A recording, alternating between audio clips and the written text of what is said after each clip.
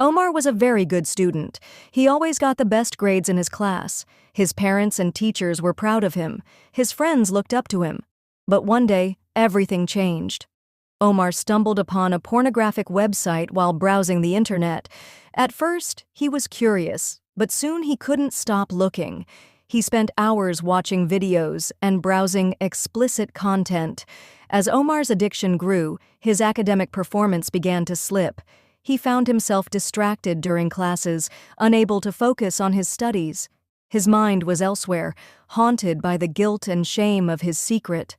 Omar's addiction also took a toll on his relationships. He stopped hanging out with his friends and avoided family gatherings.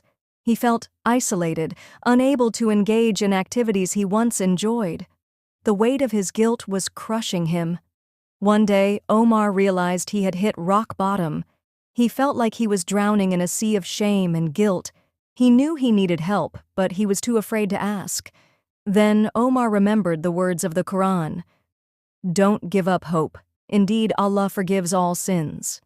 He realized that he didn't have to be a slave to his addiction. He could seek forgiveness from Allah and start anew. With newfound determination, Omar decided to take control of his life. He deleted all explicit content from his devices and blocked pornographic websites. He confided in a trusted friend, who encouraged him to seek help. Omar started attending counseling sessions and joined a support group. With time, patience, and support, Omar began to rebuild his life. He regained his focus, and his grades started to improve.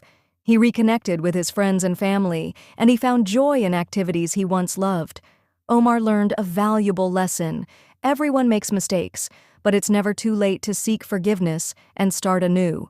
We may face struggles, hidden battles that no one can see, but Allah is always there, ready to forgive those who turn back to Him with sincerity.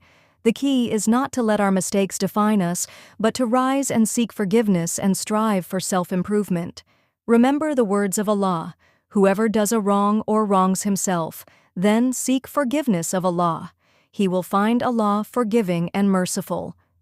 If you or someone you know is struggling with addiction, remember that there is hope. Don't be depressed or sad, and don't be afraid to ask for help. You are not alone, and there is always a way out. Try to stay connected with others, and don't sit alone. Keep yourself occupied with good deeds, such as fasting, reading the Quran daily, and performing regular prayers.